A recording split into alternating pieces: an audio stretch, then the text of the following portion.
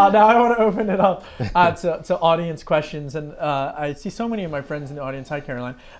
Joe Whitehead's here, the mayor of Little Washington. Wow. Appreciate that. But I know we had some questions submitted ahead of time. Daniel Erspamer is in the crowd. He is the CEO of the Pelican Institute. Thank you so much for coming, and I know you have a question. I love that tie. Thank you very much, fellow Louisianian. Yeah. You mentioned, and of course you asked a question on these coastal lawsuits, and Yeah. In addition to the challenges you raised, which of course is the work was being done at the direction of the federal government to produce jet fuel to win the war. The other challenge of this, of course, is we're retroactively applying regulation. Right. We are asking companies to live up to a permitting scheme in the 1940s that didn't exist until the 1980s. And I think that has implications for any industry, really, but particularly in the energy sector. But I'll very briefly just note the Pelican Institute have released recently an economic impact study on the coastal lawsuits, sort of just setting aside all the other factors of the energy sector, but looking at the oil and gas companies. And we see substantial economic loss, upwards of $100 million a year, significant economic activity, significant drop, of course, in exploration offshore compared to the federal waters. I guess the question is, as you look ahead, this will be heard in front of the U.S. Supreme Court in January. Yeah. Do you have a sense of sort of what the conversation is in D.C.? I certainly know what it is in Louisiana. Yeah. And what do you see ahead for these lawsuits? Well, look, I think ultimately, I think it's Chevron that's one of the parties to the lawsuit. I think ultimately Chevron's going to prevail because of the points you just made. It's very difficult to apply a 2025 permitting standard or environmental standard to activities that occurred in 1945. And it's not only impractical, it's unfair. It's completely unfair. So I think the court is going to look at that very, very closely. But it's something that we need to address as part of the permitting process today, and that's what I appreciated what Congress did, I guess 2 or 3 years ago now, as part of one of the debt bills or one of the budget bills that went through. They took some initial steps.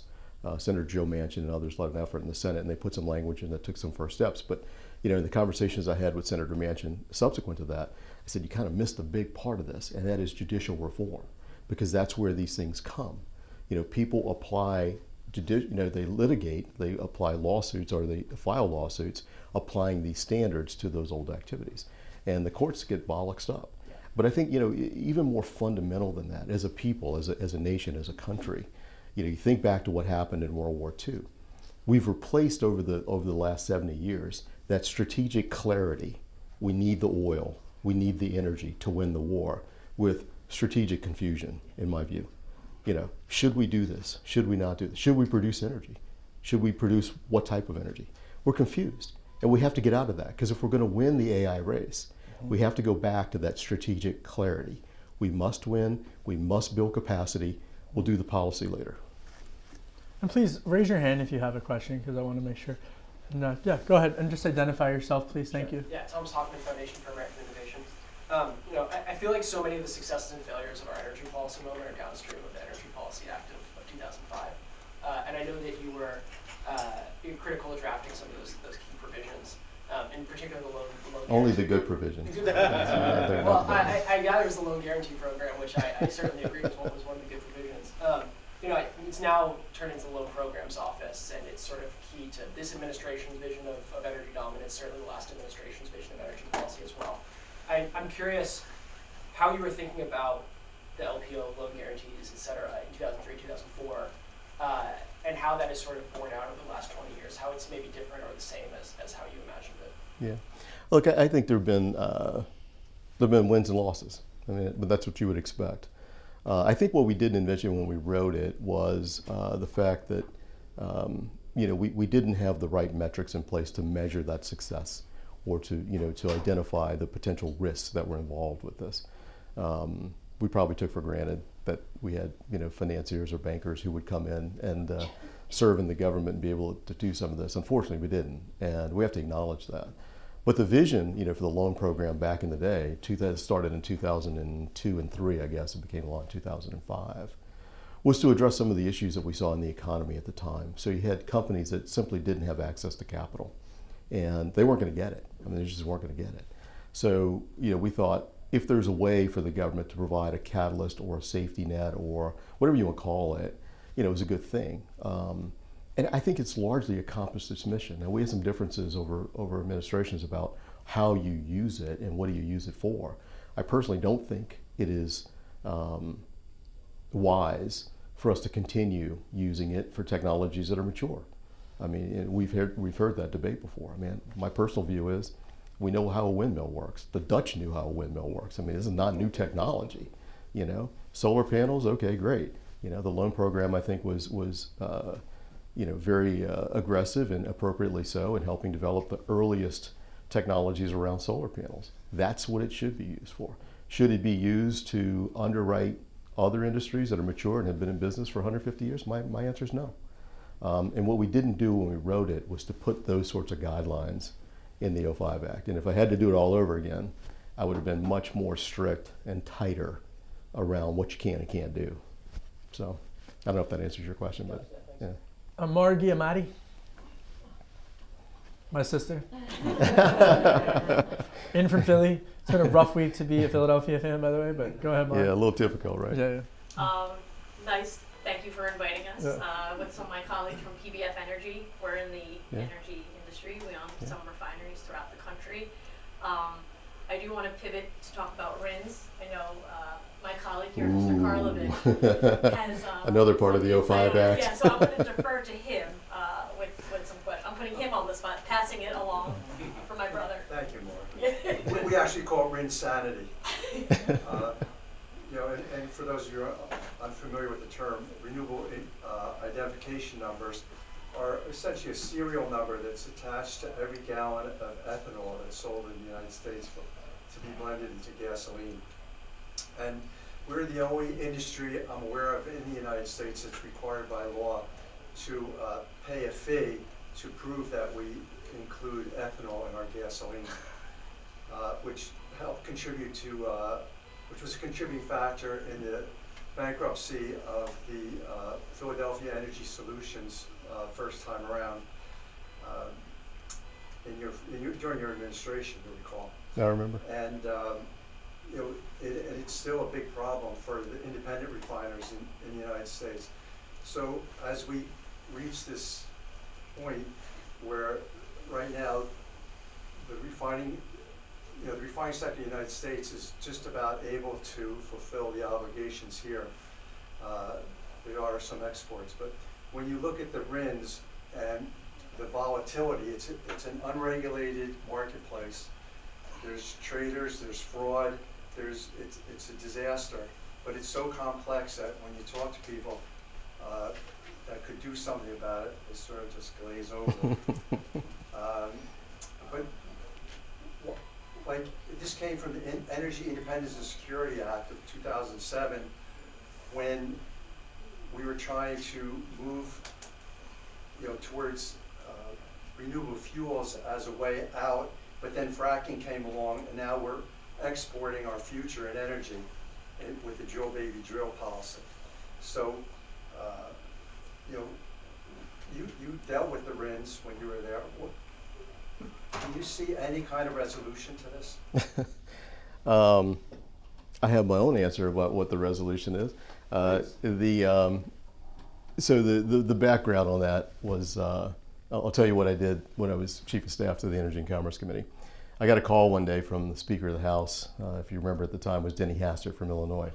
Last time I checked, they produce a lot of corn in Illinois. Oh, really? And Iowa too. In Iowa as well. So I remember the Speaker staff calling me and saying, hey, we want you to put, we're doing the energy bill, which ultimately became the 05 Act. We want you to put in this bill that, you have to refine, I forget what the number was, something like 5 million gallons of ethanol. I said, are you crazy? The guy I work for is from Louisiana. His name is Billy Tozan. You got a guy named Joe Barton who's from Texas. I mean, this is an oil producing committee. What are you talking about? We're not going to put corn in. No, we're not doing that. He said, well, I think you ought to, because the Speaker is very passionate about this, and if you don't, then the Speaker's going to call your boss. I said, fine, have him call the boss. Like 2 minutes later, he did. So I go, oh boy. So we started writing it into the law. And they refined it again, as you pointed out, in 2007. Long story short, there are 3 off-ramps for that program that we also wrote into the 05 Act. One of them is a nuclear weapon. It allows the EPA administrator to simply waive the entire program. It's not been done.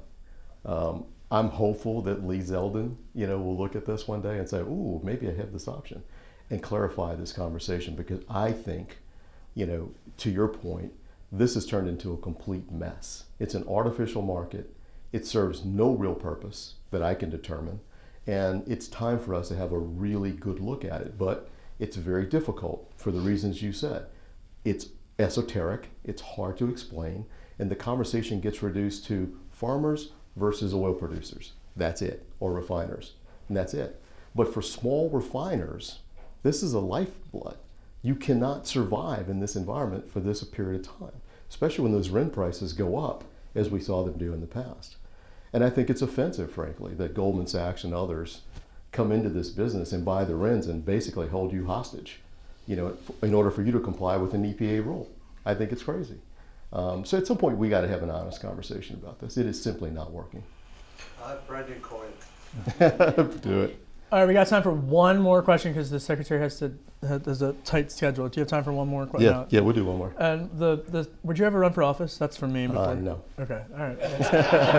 That wasn't the last question, but quickly, Frank Misano. Frank. Yeah, hey Dan. Hey Frank, how you doing? Good to see you again. You talked about permitting reform, and the need for that. What's that look like? How does it play out in the next week, maybe? In the next week? Man, I wish. I've been told next week is permitting week. So. Yeah, we'll see. I mean, in the starting next week, but starting last week, and in the next before the next election, how does it work out? To be honest, Frank, I don't know. I mean, to be honest, they're compressing these time frames in such a way that they really can't think through, the right answer as to what to do, and frankly, and the unintended consequences of what they might do. So it's hard, to predict, and it's hard to understand what the outcomes might be. Look, I think they've begun the conversation around NEPA. We have to address NEPA.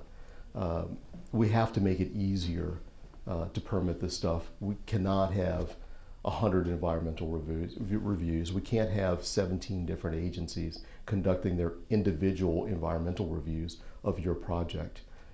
Let's just streamline this. We tried to do that in the 05 Act. We tried to do that in the 07 Act. We tried to give FERC exclusive jurisdiction on NEPA, for instance, on things like transmission or pipeline development. It's not worked. I mean, we have to go back and review it. Obviously, I think, as we talked about earlier, part of the conversation around NEPA has to be judicial reform. We all want our day in court in America. There's no question about that. We're very proud of the fact that, you can take your case to court and be heard by a judge. Should you have 100 opportunities to take your case to court on the same issue? And it's silly things like that. We laugh about it in some respects, but we have to address this. We have to say, you've lost. Here's the point you raised in the court. You've lost on that point. You've gone through your process, district court, circuit court, whatever, Supreme Court perhaps. You can't come back and create a new lawsuit on the same issue for the same permit. I think it's a very simple, elegant solution to some of the things that are creating problems. And if we're not willing to address that as a country, we're just going to be in this circular mess for the next 25 years.